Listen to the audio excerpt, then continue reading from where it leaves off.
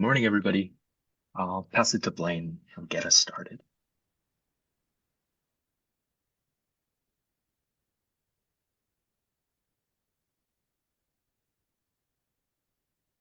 Aloha and good morning, everyone. Thank you for joining us today. We truly appreciate you taking the time to be part of this conversation. My name is Blaine Andrade, and I'm a destination manager for Oahu here at the Hawaii Tourism Authority. Just a few housekeeping notes before we begin. Today's webinar is being recorded and will be posted on the HTA website.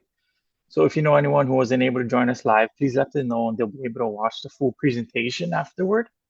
The full draft of the Oahu DMAP, our Destination Management Action Plan, is currently available on the HTA website. At the end of today's presentation, if you need assistance finding that, we can show you exactly where to find it and how to submit comments.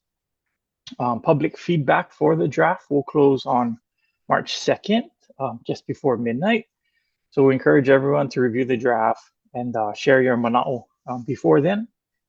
If you have any questions during the presentation, please place them in the Q&A section. We'll do our best to address them during the session. Um, Before we begin, I'd like to take a moment to acknowledge a few individuals who helped make this work possible. Big mahalo to Dr. Brandon Fairchild and the Ward Research Team, our interim CEO and president, Ms. Caroline Anderson, planner, Kendrick Leong, and our special assistant, Michelle Shiowaki, for her support with the HTA website. And most importantly, finally, a very big mahalo to our community members who are here today, especially those who participated in our community input sessions, both in Wahiawa and Honolulu. As you'll see, much of your input is reflected directly in this plan. This is a community-based plan, and our efforts at the HTA only have meaning because of the time, insight, and the partnership of the community. So without further ado, I'd like to pass it on to our interim president and CEO, Ms. Caroline Anderson. Thanks, Blaine. Aloha, everyone. So quickly going over the agenda with our time with you today. Uh, we'll be going over the welcome and purpose, why we're here, lessons learned, priorities that we're going to focus on in this next upcoming DMAP, the planning timeline, DMAP structure, our key focus areas for the upcoming DMAP and partnerships and what's to come after this review process. Next slide, please. So why we're here, thank you again for taking the time to join us. We want to explain the process that we went through with this, the DMAP 2.0. We'll walk you through the plan and explain how we came up with the identified hotspots, as well as other destination management activities. And we want to provide or let you know how you can share this with your fellow colleagues, your neighbors, friends, etc., because we really want to make sure that the community's voice is heard through our destination management action plans. Next slide, please. So what is destination management? Well, at the Hawaii Tourism Authority, back in 2020 with our strategic plan, we saw that there was a need to focus on destination management because we believe that, with destination management, and this involves not only, attracting, providing the right messaging to visitors, but also looking at areas or sites of concern that, impact a visitor's experience, that this type of work is needed with the Hawaii Tourism Authority, that we want to make sure that our community, our industry has a voice in how tourism is developed on their island. And so these destination management action plans, we want to make sure that we have community, industry, government input, that these are collaborative. This is a collaborative process that we're doing to address those impacts, potential impacts. And that destination management, we thank the legislature for codifying it in HTA statutes. And again, this is to improve our natural and cultural resources and making sure that tourism works for everyone in our community and industry. Next slide, please. And so with our first iteration of the DMAPs in 2021, this was our first time implementing such a plan. And this plan was very broad. There are many actions that range from focusing on hotspots to visitor education, messaging, and product development. And the purpose of that first plan was to rebuild, redefine, and reset tourism for that island. Um, when we looked back, reflected on our 2021 plan, we knew that we needed to really be more focused um, on destination management, meaning focusing on hotspots. And that was the direction from our legislature as well as from the audit that was conducted. So you'll see here on the presentation that priority hotspots were identified. And also, you'll also see that there are destination management types of activities also identified as well. Um, with this new plan, what you will see that hasn't changed is that we continue to collaborate. We continue to seek input from community members as well as industry and businesses because we believe that to make tourism great for our residents and for our visitors, that we need everyone involved to make it happen. Next slide, please. And I'll turn it over to Kendrick to discuss the next couple of slides. Thank you, Caroline. Hello again, everyone. I wanted to review our planning timeline. Last year, from about August to around Thanksgiving, we went out into community. So myself, Caroline, our destination managers, to hold public input sessions on each island. We took what we heard, and those directly informed our hotspot selection criteria and the way that we proposed actions for this destination management action plan that happened over the winter. And now we are opening our public draft review of this Oahu Destination Management Action Plan draft until, as Blaine mentioned, March 2nd, right before midnight. And at this current stage, we recognize that the best gift anyone can receive is productive, constructive feedback. So we'll take that feedback and start incorporating it into the next draft of the Destination Management Action Plans in March, shooting for a finalization and publication in April. And this is all to align with the legislative calendar and the legislative budgeting process so that we can get a good foot forward heading into the next fiscal year, begin working on the proposed actions at the identified hotspots in this DMAP. And so the DMAP is focused on hotspots and related proposed actions around Oahu. And these are sites that experience multiple strains. So we'd like to zoom in today on our priority hotspots and the way that we propose collaborative action, not just working internally here at the HTA, but also with our state and county agency partners, our nonprofit partners, and our community groups around the island. And then recognizing that destination management is not a siloed process, but instead takes a holistic view.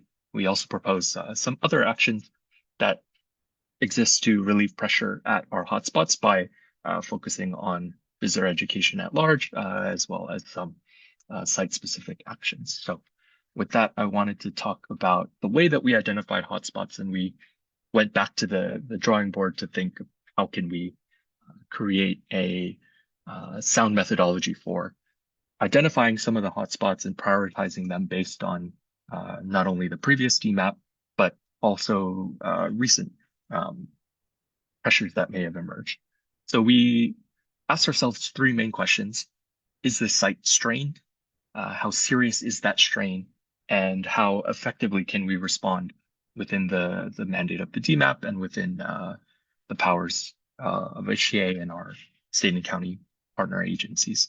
So under identification, when we're asking, is this site strained? There are four factors that help us understand.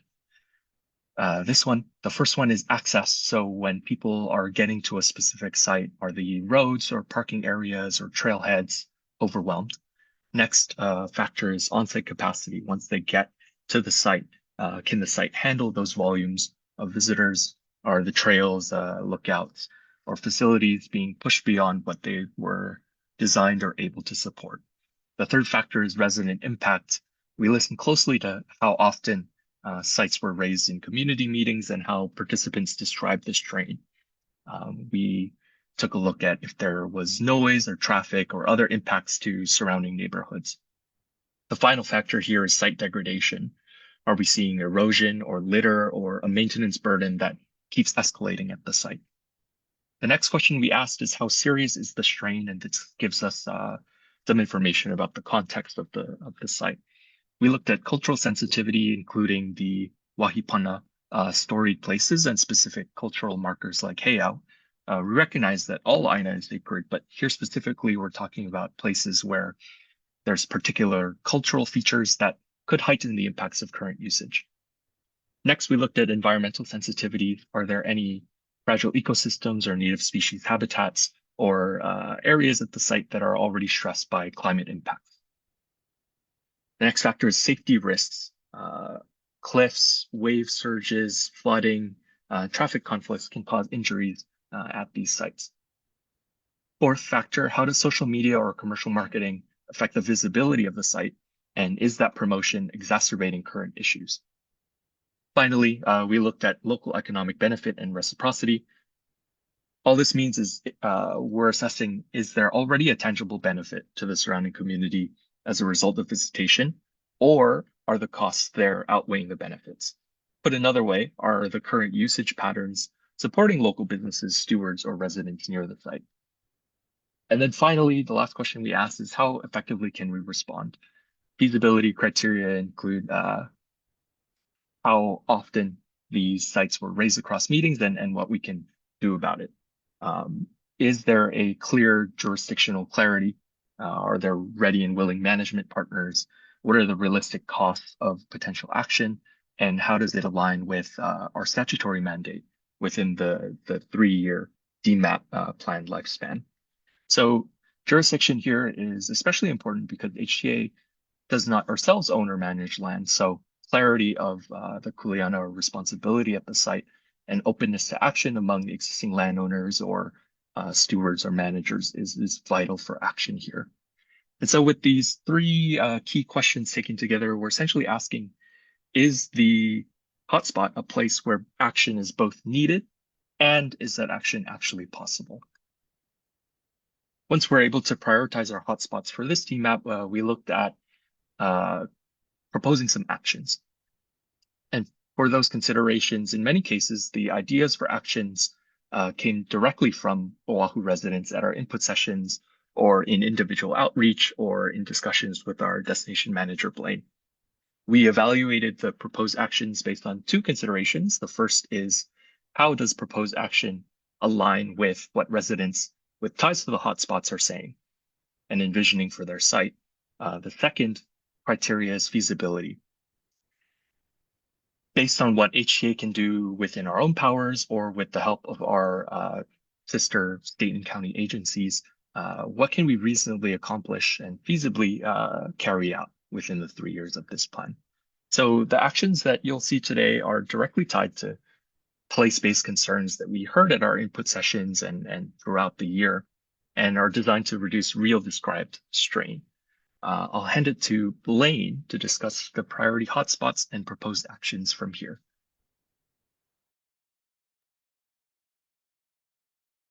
Mahalo, Kendrick. Just quickly before we move forward, I also want to extend a sincere mahalo to our Oahu Destination Management Action Plan Advisory Group. I see some of them are attending this webinar for us. This group was a mixture of industry stakeholders, state agencies, city and county agencies, and groups throughout the Oahu. They dedicated significant time and thought and their expertise throughout this planning process. They helped review draft materials, challenge some assumptions, helped refine priorities, both to ensure that our actions were both realistic and responsive to the community concerns. Um, we've had our discussions, and their willingness to engage in candid, constructive dialogue help strengthen this plan in meaningful ways. We're grateful for their partnership and for the steady guidance they provided me and our team here at the HDA from start to finish. So, yeah, just to jump into the plan, um, we don't have enough time to get into the fine details of the plan. That's why we do encourage you to visit the website and look at the plan and read the plan throughout its entirety. Again, you can leave comments for us so we can check it out before the final draft is published. Um, you know, the North Shore Corridor is near and dear to my heart. This is one of the most complex and probably the most discussed area of this Oahu DMAP. In the plan, the North Shore Corridor is addressed through actions NS1 through NS5, and we'll go over them briefly here on a high level. These actions are intentionally sequenced, so the sequencing of them is important. The first NS1 is to conduct a visitor use capacity and conditions study for the North Shore Corridor. What this means is stepping back, looking at the North Shore as a connected system rather than a collection of individual hotspots. Traffic, parking, ocean access, safety incidents, and community impacts don't happen in isolation. They move up and down this corridor, from the Haleiwa bypass or Haleiwa town all the way through Turtle Bay and sometimes beyond, depending on the season, surf conditions, surf competitions going on, visitor behavior, and especially the weekends where we have both locals and visitors alike. The traffic can get crazy. From what would take a 3 minute just to get to Haleiwa town sometimes takes 20 minutes. The purpose of this NS1 is to establish a shared data informed understanding of what's actually happening, where the congestion builds, when safety incidents spike, how visitors move between sites, and how those patterns affect our residents. This includes both quantitative data like traffic counts and incident reports, and qualitative input from the community. Second, we have the NS2, which would be to implement a targeted North Shore visitor ocean safety and stewardship education campaign. NS2 would focus on strengthening visitor education and ocean safety messaging. This action recognizes that many safety issues on the North Shore are not necessarily due to bad intent, but a lack of understanding. The understanding about ocean conditions, access points, and most importantly, like local and cultural norms. This NS2 would align with the lifeguards there, Ocean Safety Department, community partners, and the HDA's post-arrival education efforts to ensure that this messaging is consistent and grounded in the place. We had an opportunity to look at the recently completed Pupukea Marine Life Conservation District Management Plan, which I believe was completed in 2024. It confirms, and this was a small section of North Shore, but it confirms the need for a more coordinated visitor education and post-arrival marketing messages that reaches people both before and during their arrival on the North Shore destinations. What it would focus on is just a coordinated messaging campaign that reinforces ocean safety awareness, respectful behavior, and environmental stewardship principles across the North Shore, which are ongoing. And there's a lot of community teams and nonprofits all involved in guiding principles on the North Shore to create a better place for all of us. some of which the HCR already does. However, it doesn't seem to be reaching the entire targeted audience, which is what we've heard during the community meetings. We'll move on to NS3, which would be to look into founding like a North Shore tour and shuttle operator Hui. This would formalize and strengthen coordination amongst North Shore stakeholders to improve corridor level management during peak periods. What happens is, tour and shuttle vehicles can create congestion and safety concerns when they cluster at popular sites, beaches, surf spots. Even in town, sometimes, they'll stop illegally or allow guests into unsafe areas. But at the same time, for those guided tours, the 7 to 10 or even 15, 20 people in those tours or tour buses, it helps because it reduces the rental car use. And if done properly, it promotes safer visitor behavior when these operators are actively managing the time, the movement, and interpretation of the laws and some of the guidelines that are in place in order for this to work properly. I think what we've come across is what's missing is a shared understanding of who these operators are, when and where they operate, how they manage safety, what information they provide, and whether the rules are clear and consistent. We believe that a structured Hui gives operators and agencies a regular forum to align expectations, share information, and identify practical solutions that would reduce conflict and improve the North Shore corridor conditions. NS4 would provide peak time North Shore traffic advisories to visitors. This would be focusing on reducing predictable midday congestion along the North Shore corridor by delivering clear place-specific kind of best times to visit guidance for visitors. For those of us who live and work out there, we do know there are certain times to where the traffic is just outrageous. And a lot of times this coincides with surf season. Everyone wants to see the big waves. So, rather than adding new infrastructure or enforcement, what this action uses is data from the corridor study, NS1, and operator coordination to develop timing advisories distributed through either hotels, car rental agencies, digital platforms, or other post-arrival channels where visitors are most likely to use while they're here. The goal is to influence visitor arrival patterns in a low-cost, adaptive way, improving traffic flow, safety, and overall visitor and resident experience.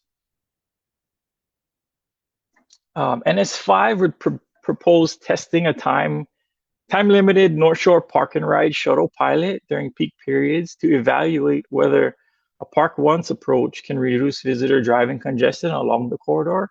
This aligns with mentions of the state legislators and county legislators who are in the works to possibly get and provide a shuttle hub there on the North Shore. It's in the very beginning stages of the process, but this would align with the plans that they have for the space. This action would be intended to generate real-world data on feasibility, ridership, and traffic impacts to inform kind of broad, longer-term mobility decisions.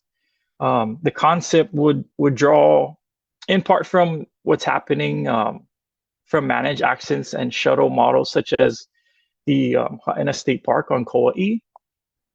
Obviously, we recognize that Haena and Kauai is very different than the North Shore, and it would be needed to tailor to Oahu and the scale and the context of how much visitors we actually get each day in this corridor and on the island per se.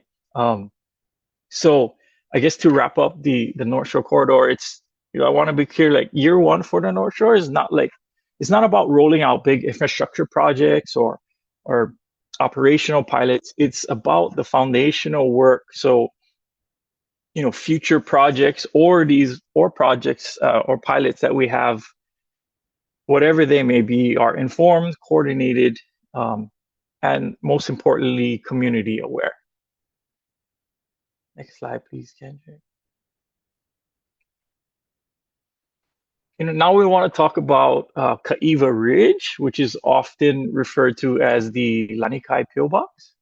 These actions are addressed through KR1 and KR2, not nearly as long as the North Shore Corridor, but very important nonetheless, especially because if anyone knows or if anyone been out to Kaiva Ridge, it's very, very popular. The introduction of the hike via social media has made it a very challenging place to access. And for those residents that live there, there's a high neighborhood impact with what's going on in the place. So the Lanikai Pillbox plan would be addressed through actions KR1 and KR2. This site has long experienced tension, as I mentioned before, between visitor use and neighborhood impacts. The DMAP here would intentionally approach this area cautiously and in phases. Two key components of managing the area and why we chose this area, two key components surrounding the trail have been completed. The first was by the Department of Land and Natural Resources, or DLNR, with their Kaiva Ridge Trail Management Plan, and the other by the Department of Transportation with their Lanikai Transportation Management Plan. But even with these plans in place, Kaiva Ridge remains a focal point of visitor pressure in the neighborhood with limited parking, narrow roadways, and daytime access restrictions. So for KR1, what we would look at is evaluate a managed access for the trail. The goal here would be to determine whether a managed access system such as timed or capped entry is feasible for Kaiva Ridge once the ongoing trail improvements are completed. It is as an assessment asking what tools might exist, what jurisdictions are involved, and what the constraints are, and whether any of these options really could realistically reduce the impact while respecting the community's priorities. What we'd like to do is evaluate a lot of these potential management pathways, which again could include reservation or time entry systems, such as what you see at Diamond Head or Hanauma Bay, or daily or time-based use caps, capping the amount of people that are able to enter the trail at certain times and certain days. And then, even on-site stewardship or monitoring by community-led nonprofits, or, who is interested in supporting, the feasibility of what we plan to do there. KR2 would be to pilot a Park Once Explore by Bus mobility program, which would explore alternative transportation and Park Once concepts. This would be looking into whether visitors could access the area without driving directly into residential streets. Now there's parking restrictions throughout the neighborhood there. I believe it's from 10 to 4 that you can't park in the residential streets. A targeted Park Once mobility pilot provides us the opportunity to test whether clearer guidance, wayfinding, and visitor-facing materials could shift the behavior using existing or adapted transit service models. There are bus routes in the that provide transportation to and from the area, but I think we need to figure out what would work best and what would be the most feasible. There is the Kailua Municipal Parking Lot and Garage, which also could be a place where visitors could park, enter the bus, and then get to the trail that way. But I think what's important here is it's not like what's not in the plan. There's no immediate construction projects which are proposed for this area, no predetermined solutions. So this phase would be basically understanding whether any future action is appropriate at all, and if so, under what conditions. Next slide, please. The next site under strain we have would be Pu'u'ohulu, also known as the Ma'ili Pillbox. This would be addressed through actions POH 1 and 2. And it represents a site that's a little earlier in the planning process, again, through social media and Facebook and geo messaging and targeting and all of that stuff, whatever you want to call it. This site has become really, really popular, and maybe not as popular as Kaiva Ridge, but I think the word is still getting out, and it's very important to address this before it gets, I guess, to that point where Kaiva is. POH1 would explore whether this site could align with the Na'alahele Trail system and what jurisdictional considerations exist. This includes understanding land ownership, eligibility, and the role of advisory councils possibly in that area. Pu'u'ohulu is high use. It's an informal trail that lacks formal designation, which creates uncertainty around jurisdiction, stewardship, responsibility, and the authority to implement safety or infrastructure improvements for both residents and visitors alike. And advancing the trail to the Na'alahele designation with a DLNR is a key step towards revolving in this uncertainty. The plan goes into a little more detail on how this would be done, but the first step would be to get this on the Na'alahele Trail designation, and then we can figure out where to go from there.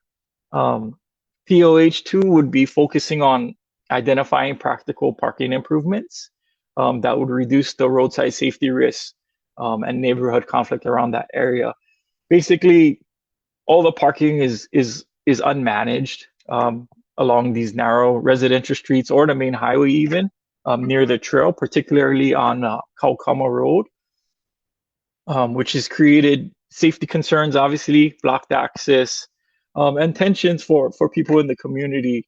Longer term trail management solutions may emerge through this Na'alahele designation, but I think short term there is a need to clarify parking expectations and to look into what type of measures that would improve the safety and reduce conflict without major construction or enforcement changes.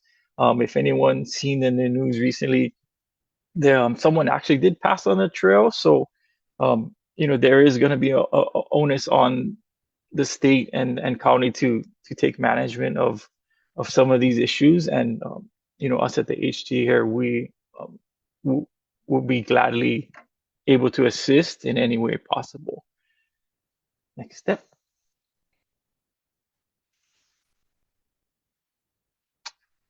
Okay, now we want to shift from the sites under strain to a site of opportunity.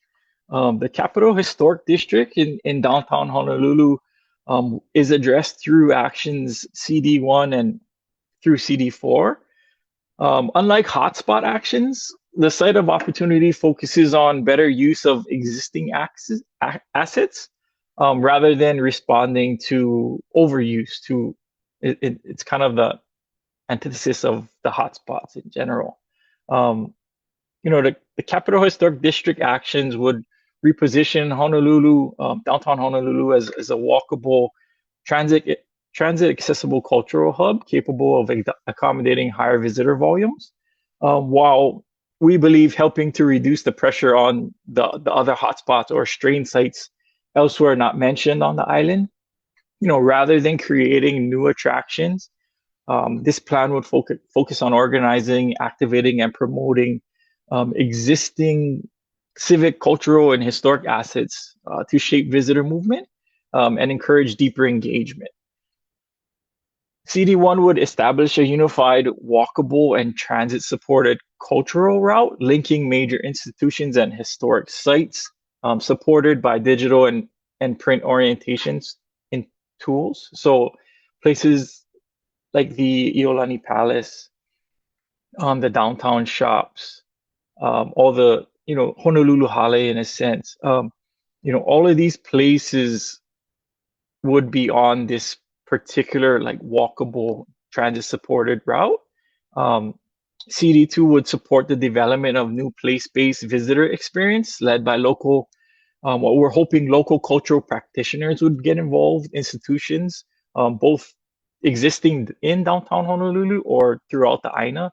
Um, we would hope that this would increase the dwell time and expanding, economic participation in this high capacity area where, if you don't go down there often, but there are a lot of cool shops, there are a lot of great restaurants in this area, and both are, if most of our visitors are visiting and staying in Waikiki, it's very easy for them to get there without driving.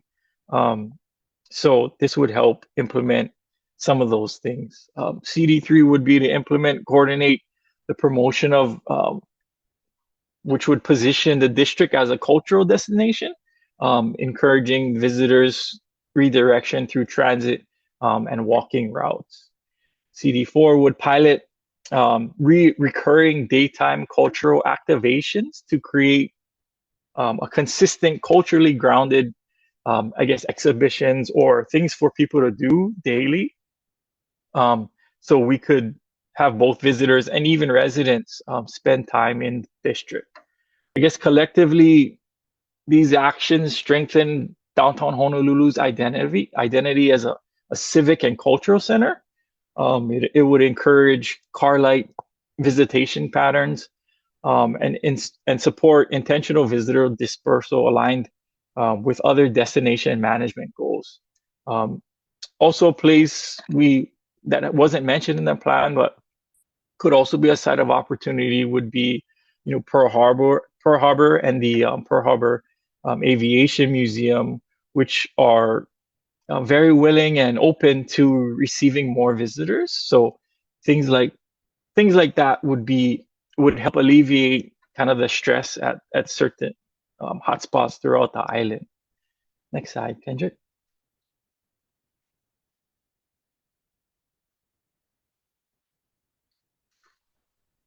So the last thing we'd like to talk about is island-wide actions included in this DMAP cycle.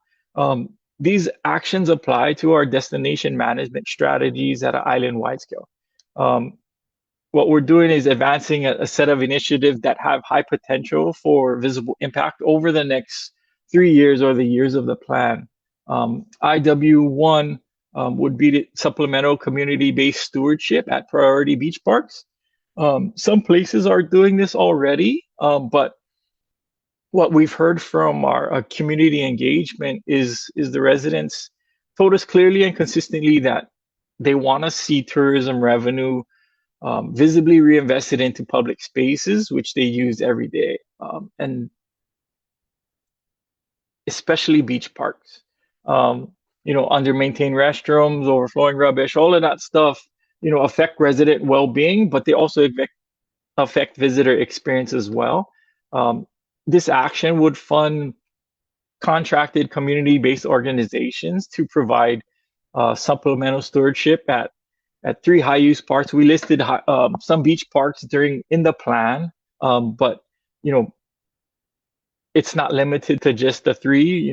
If we can figure out a way for the community to get involved in this, we could, in theory or best case scenario, we could do 10 parks. But we also want to be realistic and clearly define what we intend to do here. I think the goal is simple: cleaner facilities, stronger partnership, and a tested model that shows tourism dollars directly supporting community spaces. Second would be IW2, which is to create a visitor mobility coordination roundtable. Across every engagement, visitor movement came up, traffic congestion, as we talked about earlier, unsafe parking, confusion about transit access. Multiple agency plays roles in this mobility, but too often what we're seeing is those efforts operate separately. So this action, what would establish a standing roundtable convened by the HDA that brings together the Department of Transportation, DLNR, the city, DTS, HPD, any planning organization that would be interested in joining this roundtable. The purpose would be coordination. Again, not new infrastructure. It's about aligning responsive to some of these issues, sharing data amongst departments, identifying emergency issues, and improving how visitors move around in Oahu that would reduce strain on residents and our natural resources. A coordinated Oahu cultural promotion campaign. This is similar to what we listed in the Capital Historic District, but again, the inventory on Oahu as far as museums, arts, institutions, cultural sites, many of these have the capacity to incorporate more visitors and residents alike, while at the same time reducing, the natural hotspots that we mentioned, which are under strain. So what this would do is coordinate a campaign that highlights, car light in-town cultural experiences. It would align us with museums, arts organizations, industry partners, and visitor-facing platforms under one cohesive message. Like the outcome here, what we're seeking is twofold. It's increased engagement with cultural institutions, but also meaningful redirection of visitor activities away from the places that we've already mentioned, or even the places that we haven't mentioned in the plan that local residents see strain. I guess finally, the rotating IW4 would be rotating multi-agency tourism engagements across Oahu. What we heard again throughout the community was that residents shared that they're fatigued by fragmented outreach. They want meaningful engagement, but not duplicative meetings from different agencies addressing similar issues. So getting everyone together would create predictable rotating series of tourism-focused gatherings where agencies and industry appear together. The purpose would be to provide updates, listen to concerns, and coordinate transparently amongst agencies and the community. This action would make collaboration visible and accountable to community members. Together, these 4 island-wide actions focus on visible reinvestment, coordinated mobility, culture redirection, and structured engagement. Disclaimer: they don't attempt to solve every issue at once, but again, strengthening the systems that allow destination management or destination managers such as myself to function more cohesively or across Oahu with the stakeholders that we do have. Next slide, Kendrick. So what does implementation, actually mean in the context of this DMAP?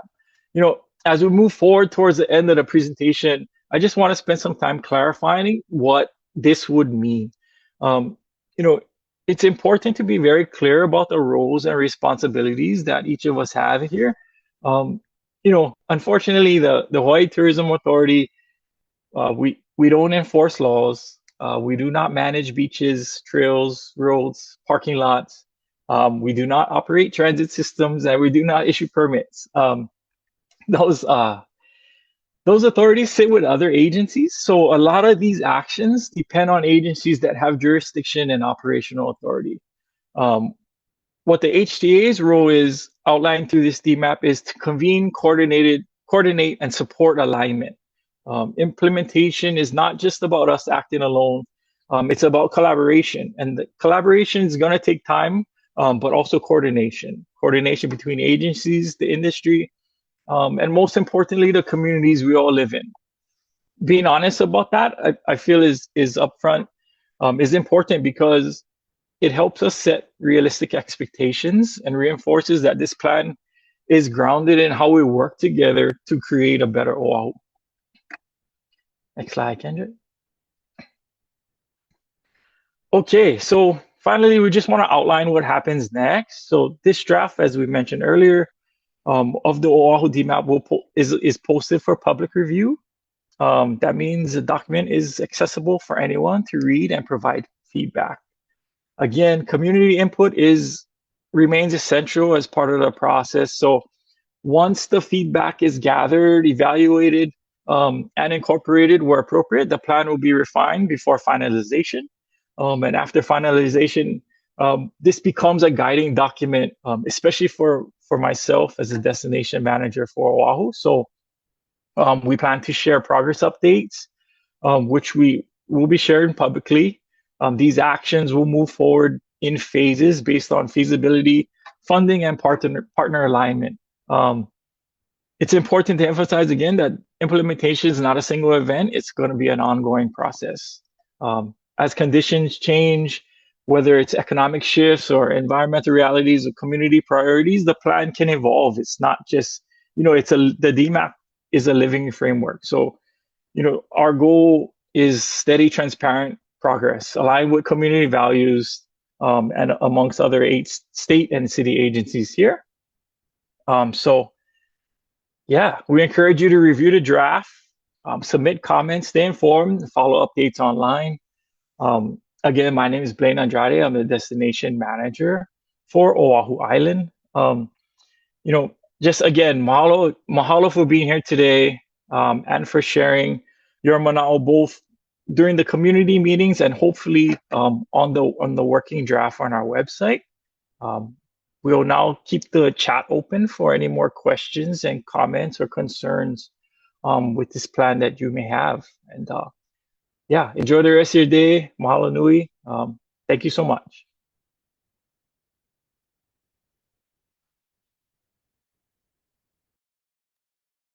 Thank you, Blaine. I just posted some links in the webinar chat. The first is for the draft itself. You can view and comment by navigating to the Oahu DMAP specifically on that page. We'll also post today's recording and slides at the bottom of that page. You will see Hawaii Islands slides from last week. So Oahu will be up there too. And once this video compresses, I'll upload to YouTube and have it on there. There's a short feedback form in the chat as well, and review will be open until March 2nd at 11:59. Denise has a question. Will you take comments by letter as well as comments on the draft online? Yes, many of you are already connected with Blaine. So if it's okay, maybe I'll drop your email in the chat. Hi, Denise. Yes, please feel free to email me, and we can talk at our next North Shore Neighborhood Board meeting too.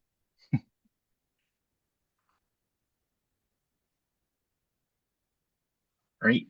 And then Caroline, Blaine, I think the last question here from the North Shore, have you ever considered user or visitor fees, especially aimed at non-residents? Caroline? Thank you. Thank you for the question. I think, you're asking, yeah, have you considered user or visitor fees, especially aimed at non-residents? So, to that, for the North Shore in general, right? It's a big area and we are more about site-specific fees. So I hope that answers the question.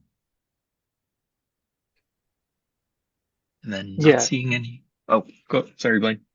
No, I guess just to add to that, yeah, I mean, we haven't directly discussed anything concrete, but we're open to anything to help the community and residents move more freely throughout the corridor. The problem with the North Shore is that there's not a lot of parking lots. There's not a lot of places for people to park. There's not a lot of places for shuttles to park. So it's not like a Diamond Head or a Hanauma Bay to which we could easily implement kind of a fee for use type of system for visitors. But again, we're open to anything that makes sense for residents there on the North Shore, because we do understand what you have to deal with a lot of times, especially during surf season or peak seasons, regarding the traffic. So, we're definitely open to thoughts and suggestions. Yeah. And thanks, Blaine, for clarifying that. Yeah. And what I meant by site specific is a specific site per se at the North Shore. So if there's a certain, hike, maybe a certain trail, working with our partner agencies like DLNR, if that's a possibility. But we can't just charge the visitor, right? Because we want to make sure that we're being fair to everyone who comes to visit our island. Thank you both. I'm not seeing any more questions in the Q&A, so we'll wrap it up and post this recording on our website. Thank you, everyone. Mahalo, thank you. Thank you, everyone.